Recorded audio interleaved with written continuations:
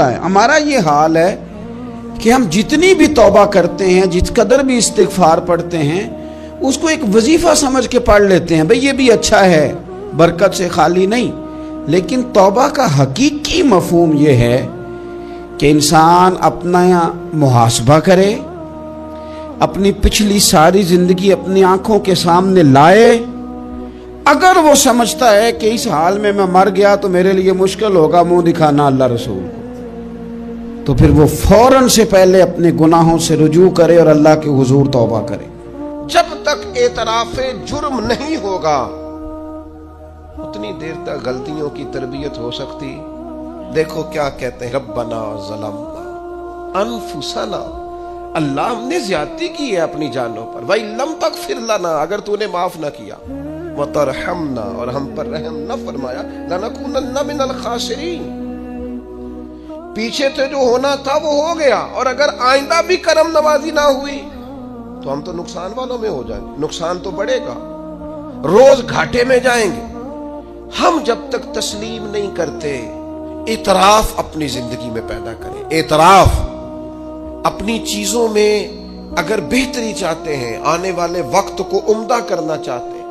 ہم سمجھتے ہیں کہ چلو ماضی اور حال کے ساتھ جو ہوا سو ہوا، مستقبل ہی ٹھیک ہو جائے، اس کے لیے اپنے ماضی اور حال کی کمزوریوں کو تراشنا پڑے گا، غور کرنا پڑے، پھر یہ معاملہ آگے جائے گا۔ میرے بھائی، اپنی زندگی میں ہم سے جو کمیاں رہ گئی، پتہ ہے اللہ تعالیٰ نے توبہ کا دروازہ ہر وقت کھلا رکھا ہے، اور فرمایا لا تقنطوا من رحمت اللہ، تم نے مایوس نہیں ہونا، ان اللہ یغفر الذنوب جميعا، اللہ تمہارے سارے گناہ معاف کر دے۔ کرنے کا کام یہ ہے کہ چلو آج سے ہی صحیح، چلو ابھی سے صحیح۔ بہت ضعیف العمری میں، بڑھاپے میں آ کے بھی لوگوں نے خیر کا رستہ اختیار کیا تو اللہ کی رحمت نے آگے بڑھ کے استقبال کیا۔ چلیں کسی وقت بھی، کیا کہتے ہیں، صبح کا بھولا شام کو گھر آ جائے تو بھولا، چلو گھر تو پہنچ گیا ہے نا، اپنے گھر آ گیا، اب کہاں بھولا ہے؟ تو اپنی کوتاہیاں، اپنی غلطیاں، برے بندے نو لبن ٹریا جاگتے ملیا نہ کوئی، اپنے اندر چاتی پائی تے میں تو برا نہ کوئی۔ اپنی کمزوریاں تلاش کریں، ان کے لیے اپنے آپ کو کٹہرے میں کھڑا کریں، اپنے آپ سے سوال جواب کریں، اپنے ساتھ گفتگو کریں۔ میں نے اپنی زندگی میں کچھ ایسے لوگوں کو دیکھا، کچھ ایسی شخصیات سے میرا پالا پڑا، وہ بڑے لوگ تھے، عظیم لوگ تھے، لیکن ان کے پاس بیٹھ کر اندازہ ہوا کہ وہ جو ہے نا وہ اپنے آپ کو نہیں سمجھتے، وہ جو ہیں وہ نہیں۔ حضرت شیخ سعدی رحمت اللہ نے لکھا ہے کہ ایک بزرگ خانہ کعبہ میں حج کے موقع پر گئے ہوئے تھے، تو کہتے ہیں خیمے میں سویا تھا تو کسی کے تڑپ کے رونے کی آواز آئی، یا اللہ مہربانی کرنا، قیامت میں رسوا نہ کرنا۔ تو کہتے ہیں میں تو تسلی دینے کے لیے اٹھ کے باہر گیا کہ پتہ کروں کون ہے، اور جب میری جا کے ملاقات ہوئی تو میرے پیروں تلے زمین نکل گئی، یہ تو بغداد کے عبد القادر جیلانی ہے۔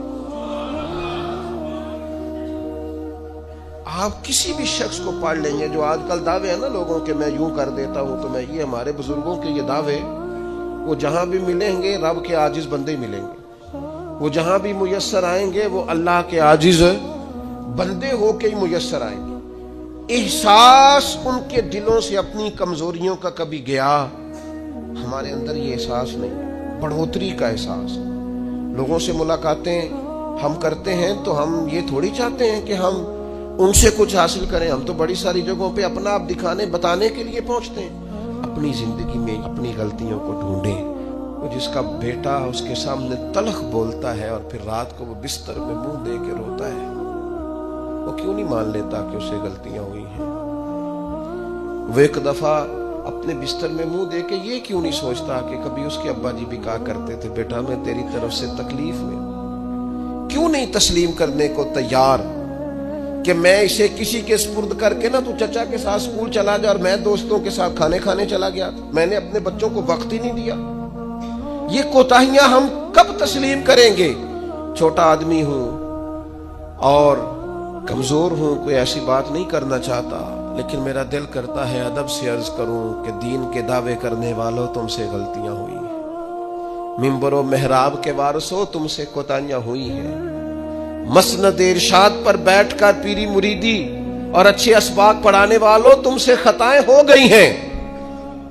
تم نے قوم کو جس تعویذ گنڈے پہ لگایا تھا، تم نے قوم کو جو چیزیں خود سے سکھائی تھیں، تم نے کیوں نہیں بتایا کہ ہم تو ناقل ہیں، اللہ کے عاجز بندے ہیں، قرآن و سنت پڑھیں گے اور تمہیں سنا دیا کریں گے، ہم تو صرف ناقل ہیں، یہاں سے نقل کر کے تم تک پہنچانے والے، ہم تو تمہیں خیر بتائیں گے، اللہ کی بارگاہ کا رستہ دکھائیں، تم نے کیوں نہیں اس کو سمجھا؟ ہم اپنی کوتاہیاں کب قبول کریں گے؟ ساری غلطیاں سیاستدانوں کی تو نہیں ہوتی۔ پتا تھا ووٹرز پورٹل کو کہ یہ پہلے کس پارٹی میں تھا، اس کو پتا تھا کہ اس کا اعتبار نہیں ہے، خدا جانے جیت کے بھی کس پارٹی میں جائے گا، پتا تھا۔ تو کیا یہ کوئی دھندا ہے؟ کیا یہ کاروبار ہے؟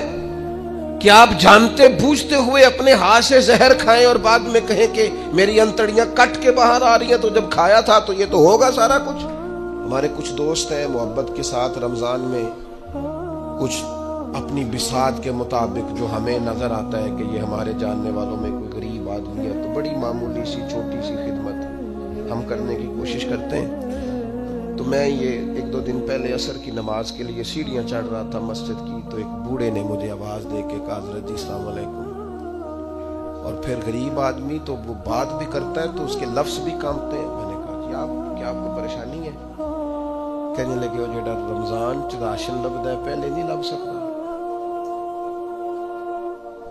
تو میں ان کا بازو تھام کے ان کو کونے پہ لے گیا، میں نے کہا پریشان ہوں۔ ان کے آنسو بے اختیار ٹپ کے کہنے لگے منڈے دی کل 40,000 تنخواہ ہے تے 34,000 گیس دا بل آ گیا۔ اب یہ ہے کہ اس کو مینج کرنا۔ اقبال نے کہا تھا تو خالق و مالک ہے مگر تیرے جہاں، اللہ کی بارگاہ میں کہا تھا مالک تو قادر و عادل ہے مگر تیرے جہاں میں ہے تلخ بہت بندہ مزدور کے اوقات۔ اللہ تیری حکمتیں ہیں تو ہی بہتر جانتا ہے، ضرور کوئی حکمت ہوگی لیکن بعض لوگ تکلیف میں آ، کیسے مینج کریں؟ کیوں نہیں اپنی غلطیاں مانتے؟ ہم نے غلط لوگوں کو سپورٹیں کی ہیں، ہم نے بس یہ دیکھا ہے کہ وہ میرے گھر آیا ہے، مجھے بھی چودھری مانتا ہے چھوٹا سا، لہذا پیچھے لگ گئے۔ کون اشک شوئی کرے؟ اور پھر یہ تو میں نے ایک مثال دی ہے نا، یہ جانے کس کس کے ساتھ یہ معاملہ ہے اور کس کس انداز میں یہ معاملہ ہے۔ میرے عزیز، اعتراف جرم، اپنی غلطی کا احساس، یہ نعمت اگر ہمیں میسر آئے، کسی بھی سیاسی جماعت کا کوئی آدمی بھی ٹی وی پر آتا ہے اور وہ جب انٹرویوز دینے شروع کرتے ہیں تو کیا ہر پارٹی کا سربراہ معاذ اللہ معصوم ہے؟ ان سے غلطیاں نہیں ہوتی؟ کیوں نہیں آپ اعتراف کرتے کہ یہاں ہمارا لیڈر بھی بھولتا ہے، خطا کرتا ہے؟ کیوں آپ اخلاقی جرت کا مظاہرہ نہیں کرتے؟ آپ اس طرح دفاع کرتے ہیں کہ جیسے اس میں کوئی کمی ہے ہی نہیں۔ ہمارے اسا فرمایا کرتے تھے خدا بننے کا شوق نہ پیدا کرو، انسان رہو، رب نے تمہیں انسان بنایا، وہ تمہیں انسان دیکھنا ہی پسند فرماتا ہے۔ یہ کیا تم نے دعوے شروع کر دیے غلطی کوئی نہیں ہوتی؟ یہ کیسے ہو سکتا ہے وہ غلط فیصلہ کرے؟ آپ مانیں بندے کی توبہ اللہ کب قبول کرتا ہے؟ مشکات میں حدیث ہے سیدہ عائشہ صدیقہ سے، حضور فرماتے ہیں ان العبد اذا اعترف، یہ لفظ ہے سرکار کے، اس پر غور کیجیے، فرمایا بے شک جب بندہ اعتراف جرم کرتا ہے رب کی بارگاہ میں بیٹھ کے، وہ مان جاتا ہے یا اللہ یہ مجھ سے بھول ہو گئی، میں نفس کے ہاتھوں مجبور ہو گیا، یہ مجھ سے غلطی ہو گئی، شیطان نے ان العبد اذا اعترف، بے شک جب وہ رب کی بارگاہ میں اعتراف جرم کرے، ثم تاب، پھر توبہ کرے، تو تاب اللہ علیہ، اللہ فوراً اس کی توبہ کو قبول فرما لیتا ہے۔ لیکن وہ اعتراف جرم ہی نہ کرے، وہ اپنی خطائیں ہی تلاش نہ کرے، وہ کسی جگہ ماننے کو تیار نہ ہو۔ اعتراف کرنا یہ اعلیٰ درجے کے لوگوں کا کام ہوتا، مان جانا یہ بلندی اخلاق والے لوگوں۔ ہم سے کوتاہیاں ہو گئیں، میں آپ کی خدمت میں ادب سے عرض کروں گا، زندگی میں بہت ساری چیزوں سے پرہیز بڑا ہی ضروری ہے۔ اس لیے اپنی ذات کے طواف سے پرہیز بھی بڑا ہی ضروری ہے. اپنی ذات میں الجھ کے زندگی نہیں گزارنا. میں سمجھدار ہوں، میں بڑا سمارٹ ہوں، اور دیکھو میری تدبیر سے میرا نظام بڑا اچھا چل رہا ہے، میری حکمتیں بڑی کامیاب جا رہی ہیں، دیکھو میں نے جو سوچا تھا اس کے مطابق منصوبہ بندی ٹھیک ہے، میں کئی لوگوں پر سبقت لے جا چکا ہوں، میں آگے بڑھ چکا ہوں. یہ ذات کا طواف ہے. اپنی ذات کے طواف سے نیچے اتر کر سوچ لیں اور دو چیزیں اپنے ذہن میں بٹھا لیں، طے کر لیں. زندگی روحانیت کی طرف بڑھنے لگی. ایک یہ چیز اپنی ذہن میں بٹھا لیں کہ میرے اندر زندگی میں جو کمیاں کمزوریاں رہ گئیں وہ میری وجہ سے ہیں، اور اگر کوئی خیر ملی ہے تو وہ محض اللہ کے فضل کی وجہ سے. میری طاقت کے سبب کچھ نہیں ہے، محض فضل الہی. یہ دو چیزیں جب بندے میں پیدا ہوتی ہیں تو اس کی روحانیت مضبوط ہوتی ہے، ورنہ تو اپنی ذات کے چنگل سے لوگ آزاد ہی نہیں ہوتے. اعتراف حضرت ماعز بن مالک رضی اللہ تعالیٰ عنہ نے آ کے عرض کی، حضور بہت بڑا جرم ہو گیا. نبی کریم نے توجہ ہی نہیں کی. پھر عرض کی، حضور بھول گیا تھا. سرکار نے رخ پھیر لیا. پھر عرض کی، حضور بھول گیا تھا. کریم فرمانے لگے، کیسی ذہنی الجھاؤ کی بات کرتا ہے. پھر فرمایا، دیکھو محسوس کرو، ہوش میں تو ہے. عرض کی، حضور مہربانی کرتے. یہ جو احساس ندامت ہے سونے نہیں دیتا، کرم نوازی کرے. یعنی ایک شخصیت حاضر بارگاہ ہوئی ہے، عرض کی، حضور جرم ہو گیا بہت بڑا. سرکار نے توجہ ہٹائی. پھر عرض کی، حضور بھول گیا تھا، خطا ہو گئی. پھر توجہ ہٹائی. عرض کی، حضور اگر میرے لیے طہارت کا سامان نہ کیا گیا تو میں بہت بڑے نقصان میں چلا جاؤں گا، کرم نوازی کر دی جائے. فرمایا، دیکھو لوگو، ہوش میں تو ہے. یا رسول اللہ بالکل ہوش میں. نبی کریم علیہ السلام نے فرمایا، لے جاؤ سنسار کرو. پتھر مارے گئے، سنسار کیا گیا، اعتراف کیا، مانا، سزا قبول کی، اپنے لیے فیصلہ کیا کہ مجھے سزا لینی چاہیے. ان کا وصال ہوا. یہاں تک تو معاملہ ان کا تھا، لیکن اس اعتراف پر انعام یہ ملا کہ محبوب نے فرمایا، غسل کفن کرو، میں خود جنازہ پڑھاؤں گا. نبی رحمت علیہ السلام نے امامت فرمائی. میرے مرنے پہ ہر سو شور مچ جائے گا، دیکھو گے، اور کہنے الوداع سرکار خود تشریف لائیں گے. اور کسی درویش نے کہا تھا، مرن تو بادو مکھڑا میرا ہو جاوے جے تازہ، پھر سمجھ لینا محبوب میرے نے آن پڑے ہے جنازہ. سرکار نے امامت فرمائی، تدفین ہوئی. کسی شخص نے بعد میں کہا اس نے فلان جرم کیا ہے، تو حضور فرمانے لگے، چپ کر، تجھے پتا ہے وہ کہاں ہے اس وقت؟ یا رسول اللہ کہاں ہے؟ فرمایا، جنت کی نہروں میں غوطے لگا رہے ہیں. اور حضور فرمانے لگے، اس بندے نے ایسی اعلیٰ توبہ کی ہے کہ اگر میں اپنی ساری امت میں اس کی توبہ ساری امت میں، فرمایا اس کی توبہ اگر قیامت تک آنے والے سارے امتیوں میں بانٹ دوں تو اللہ سب کی بخشش فرما دے گا. سب بخشے جائیں گے اس ایک کی توبہ کی برکت. کیوں؟ ہاتھ باندھ کے عرض کی، حضور مہربانی کریں، میرے سے یہ غلطی ہو گئی ہے، شفقت کریں، مہربانی فرمائیں. دوستو، اپنی زندگی میں اعتراف والا مزاج تو پیدا کرو یار. اپنی زندگی میں جو لوگ اپنی غلطیاں ماننا شروع کر دیتے ہیں وہ ایک فائدہ اپنے ساتھ کرتے ہیں اور ایک اپنی آنے والی نسل کے ساتھ فائدہ کرتے ہیں. ان کو پتہ چلتا ہے کہ ہمارے بزرگ ہمیں یہ کہہ رہے ہیں، ہمارے والدین کہ بیٹا یہاں میں بھول گیا تھا، اور میری اس غلطی کی بنیاد پر مجھے یہ نتائج بھگتنا پڑے، اور بہت ساری چیزوں پر میں بہت سارے لوگوں سے پیچھے رہ. یہ خطا نہ کرنا زندگی میں. لیکن وہ ہمیں اپنی تعریفیں سنانے سے فرصت ملے تو اپنی غلطیوں کی طرف جائیں. ہمیں آئینہ ہر روز ہمارا ہی حسن ہمیں ہی دکھاتا رہتا ہے. اگر ہمیں کہیں کوئی کمزوری نظر آئے تو تب ہے نا. صوفیاء کرام کہ سرخیل ہیں حضرت مجدد الفسانی رحمت اللہ علیہ. تو شیخ سے کسی نے کہا، خوش بخت انسان کون ہوتا ہے؟ تو مجدد صاحب فرمانے لگے، جسے اپنی غلطیاں نظر آنی شروع ہو جائیں. خوش بخت ہے وہ آدمی. جس کو اپنے گریبان میں منہ ڈالنے کا شوق پیدا ہو، خیال آئے، تو اس کی تربیت شروع ہو جاتی. لیکن جو ہر بات، میں ایک چھوٹی سی بات آپ کی خدمت میں عرض کروں، آپ اس سے اختلاف کر سکتے ہیں، تو میرا تجربہ یہ ہے، میں نے تعلیمی زندگی گزاری ہے، میرا تجربہ یہ ہے کہ جو نہیں نہ پڑھا اپنی وجہ سے نہیں پڑھا، کہے بعد میں وہ کہ جو خاندانی مسائل بڑے تھے، مجبوریاں بڑی تھی گھر کی، کہے جو جس نے کہنا ہے کہے، اور میں یہ بات ماننے کو تیار نہیں ہوں. اس لیے کہ میں نے اپنی زندگی میں دیکھا جنہوں نے پڑھنا تھا نا، وہ پارٹ ٹائم جاب بھی کرتے تھے اور پڑھائی بھی کرتے تھے. وہ میں خود، ہم دوست جایا کرتے تھے، اب تو میں نے کبھی یہ سنا بھی نہیں، لیکن یہ جو لوگ بڑی عمر کے ہیں انہیں پتہ ہوگا، آدھی قیمت پر کتابیں مل جاتی تھی اور پھر اس کو جا کے دوبارہ بیچ کے آتے تھے، وہ پھر 25% قیمت ملتی تھی اس کی اگلے سال.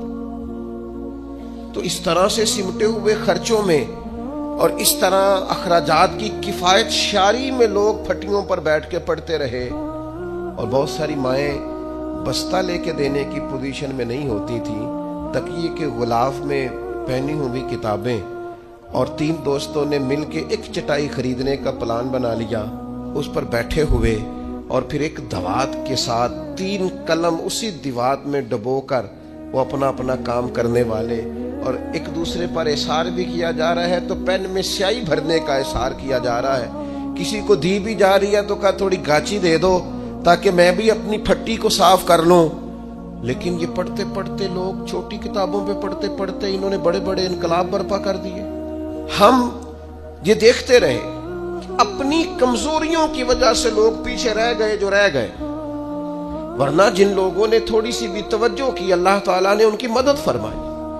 زندگی میں جو جس مقام پر بھی کھڑا ہے، وہ ابھی بیٹا ہے یا والد بن چکا ہے، وہ ابھی شاگرد ہے یا استاد کے منصب پر فائز ہو چکا ہے، وہ ابھی طالب علم ہے یا عملی زندگی میں کسی شعبے کے ساتھ منسلک ہو چکا ہے، اگر وہ چاہتا ہے کہ اگلی زندگی میں کم از کم ناکام نہ ہو، تو پیچھے جو اس سے کوتاہیاں ہو گئی ہیں ان کا اعتراف کرنا شروع کرے.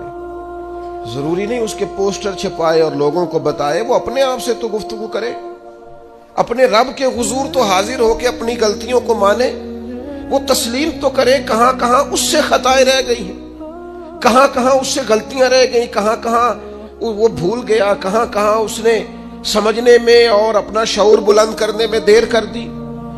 لوگوں کا دل کرتا ہے ان کی اصلاح ہو جائے، پر کوئی درد والا ہو، کوئی ایسی بات ہو تو تب ہے نا جی. ہائے ہائے. حضرت عبداللہ ابن مسعود کہنے لگے کاش یہ قرآن پاک پڑھتا. یہ کہہ کے چلے گئے. باہر وہ نکلا نا، جب سارے لوگ باہر نکلے اس معاذ اللہ بری مجلس سے، تو چیم گوئیاں ہو رہی تھیں کہ آج تو یہاں حضرت عبداللہ ابن مسعود بھی آئے تھے. تو زازان سے کسی نے کہا کہ آج نا حضرت عبداللہ ابن مسعود نے تیری آواز سنی، تیری آواز. تو وہ کہہ رہے تھے کاش اتنی سونی آواز سے قرآن پڑھتا تو مزہ آتا. کاش. وہ کہنے لگا نبی پاک کے صحابی نے میرا نام لیا ہے، گویا ہو کے میرا ذکر کیا ہے. حضرت عبداللہ ابن مسعود نے میرا نام لے کے کہا کہ کاش میں قرآن پڑھتا، اور میرے لیے کہا مصطفیٰ کے صحابی نے. حضور سے قرآن سیکھنے والے کی خواہش ہے کہ میں قرآن پڑھوں. دوڑے گئے، کدھر ملیں گے عبداللہ ابن مسعود؟ فلاں فلاں جگہ غسل کیا، وضو کیا، پیروں میں لگ گئے جا کے. کہنے لگے سونیا، جس کے قرآن پڑھنے کی تعریف مدینے والے کریں وہ میرے بارے میں کہے کہ مجھے قرآن پڑھنا چاہیے تھا. آج سے میں نے ٹھوکر ماری سارے گانوں کو، سکھاؤ مجھے قرآن، میں قرآن ہی پڑھا کروں گا، میں قرآن پڑھوں گا، میں پڑھ پڑھ کے سناؤں گا. لوگ میری زبان سے اللہ کے کلام کی تلاوت سنا کریں گے. کوئی بیٹھا ہوا مجھے دور دعا دیتا ہے، میں ڈوبتا ہوں سمندر اچھال دیتا ہے. کوئی تو ہو نا جو کہے، کوئی تو ہو. فرمانے لگے بس ہو گئی حضور، آپ دیکھیں گے میں قرآن ہی پڑھوں گا، میری زبان سے اب اللہ کی کتاب کی تلاوت ہی ہو گئی، طے ہو گئی بات. تو کسی نے نصیحت لینی ہے توبہ کے لیے تو ایک جملہ بھی کافی ہے، ایک جملہ بھی. اور میں نے کہا کہ اگر صرف تقریریں سننی ہیں، واعظ ہی سننے، اور ساری زندگی اسی پہ لگانی ہے کہ آج بڑا جملہ کا، آج بڑا مزہ آیا، آج فلانی بات او ہو پہلی دفعہ سنی۔ کچھ قرضے دے کے جان چھوٹے گی، اس کے بغیر جان نہیں چھوٹتی۔ اپنی قضا نمازوں کا حساب لگائیں اور ان کو نہ صحیح کر کے ادا کریں۔ ایک مسئلے میں بڑی دیر سے دوستوں کو اشارے کنایتاً باتیں کہہ رہا ہوں، پھر کہتا ہوں، میں نے شب برات کو تفصیل سے یہ بات کی تھی، پھر کرتا ہوں، اپنے معاملات کو صاف کریں۔ لینے دینے کے مسائل میں اپنے آپ کو ایک میں منت کے ساتھ بات کرنے لگا ہوں اپنے دوستوں سے، خدا را کبھی بھی بڑے سے بڑا کام کرنا یا چھوٹے سے چھوٹا کرنا، اس میں سود کا کوئی نقطہ نہ آنے دینا۔ آپ کا دل سخت کر دے گا، آپ کے آنسو لے جائے گا، کچھ نہیں بچے گا۔ جس طرح پیشاب کا ایک قطرہ کئی من دودھ کو تباہ کر دیتا ہے، یہ سود آپ کے اصل مال خدا را۔ یہ میری منت ہے، میری گزارش ہے۔ میں ان دوستوں کو جانتا ہوں، مجھے لگتا تھا کہ یہ ولایت کا رستہ طے کریں گے، لیکن چلے کچھ جگہ مجبوریاں ہوتی ہیں، کچھ معاملات ہوتے ہیں، لیکن کوئی ایک آدھ نقطہ ایسا آتا ہے بیچ میں، وہ لے جاتا ہے ساری چیزیں۔ نبی پاک علیہ الصلوۃ والسلام نے فرمایا، بندہ بڑا سفر کر کے آتا ہے، بکھرے بال، بری حالت، رو کے دعائیں مانگتا ہے، یا اللہ یا اللہ یا اللہ کہتا ہے، اور اللہ اس کی دعا قبول نہیں کرتا۔ سونیا آپ کہہ رہے ہیں رحمت للعالمین ہو کے کہ رب قبول نہیں کرتا۔ حضور نے فرمایا اس نے پہنا بھی حرام پیسوں کا، کھایا بھی حرام پیسوں کا، پیا بھی حرام پیسوں کا، جتنی مرضی مانگے پھر مالک اس کی دعاؤں کو مستجاب۔ ہمارا ایک تو ہے اپنا عمل، ایک ہے توبہ، ایک بات کی اعمال۔ ہم نے ایک آخری بات یہ آپ سے کرنی ہے کہ ہمارے ذمے جس طرح ہمارے بچوں کی ڈیوٹی ہے نا، بیوی کا نان نفقہ خامد کے ذمے ہوتا ہے، ماں باپ بوڑھے ہوں تو ان کی ڈیوٹی اولاد کے ذمے، اسی طرح قیامت تک نبی کوئی نہیں آئے گا، دین کی جو ڈیوٹی ہے وہ نبی پاک کی امت نے ادا کر دی۔ اور اللہ کیا فرماتے ہیں قرآن مجید کی سورہ محمد صلی اللہ تعالی علیہ وسلم، اللہ فرماتے ہیں، یا ایھا الذین آمنوا ان تنصروا اللہ ینصرکم، اے ایمان والو اگر تم اللہ کے دین کی مدد کرو گے تو اللہ تمہاری مدد کرے گا، وَيُثَبِّتْ أَقْدَامَكُمْ، اور اللہ تمہارے قدموں کو جما دے گا، یعنی تمہیں مضبوط کر دے گا، تم مضبوط سے مضبوط ہوتے جاؤ گے۔ شرط کیا ہے؟ ان تنصر اللہ، اگر تم اللہ کے دین کی مدد کرو۔ اپنے مزاجوں میں نا اللہ کے دین کی مدد کا ذوق پیدا کریں۔ هو الذی ارسل رسولہ بالہدی ودین الحق لیظہرہ علی الدین کلہ۔ میں پوری دنیا کے مسلمان حکمرانوں کو یہ بتانا چاہتا ہوں کہ یہ جو میرے نبی پاک کا دین ہے نا، یہ دبنے نہیں آیا، یہ غالب ہونے کے لیے آیا ہے۔ اور اسلام کی فطرت میں قدرت نے لچک دی ہے، اتنا ہی یہ ابھرے گا جتنا کہ دبا دو گے۔ کیا سمجھتے ہیں اسرائیل کے گنڈے کہ وہ مسجد اقصی میں نمازیوں کو تنگ کر کے تو وہ کہیں گے کہ ہمیں پوچھنے والا کوئی نہیں؟ اسلام کی فطرت میں قدرت نے لچک دی ہے، اتنا ہی یہ ابھرے گا جتنا کہ دبا دو گے۔ بانجھ نہ سمجھا جائے اس امت کو، بس یہ جو مسلمان حکمران ہیں یہ اتنی بات سمجھ لیں کہ تم جب ان یہودیوں سے کافروں سے معاہدے کرتے ہو تو تمہیں تو کچھ خیال نہیں آتا، تم تو صرف دنیا داری دیکھ کے چلتے ہو۔ کاش بال بچہ دیکھتے ہوئے، مال دیکھتے ہوئے، ملک اور زمین دیکھتے ہوئے تم ایک دفعہ اللہ کا دین بھی دیکھو۔ یہ تمہاری ذمہ داری ہے، یہ نبی پاک نے ڈیوٹی لگائی ہے۔ اپنا اپنا کردار ہمیشہ دین کے لیے پیش کریں، اپنا اپنا کردار۔ وہ ضروری نہیں کہ چندے کی صورت میں ہی ہو۔ آپ کسی بے نمازی کو نماز کا مشورہ دیں، آپ نے دین کی خدمت کی،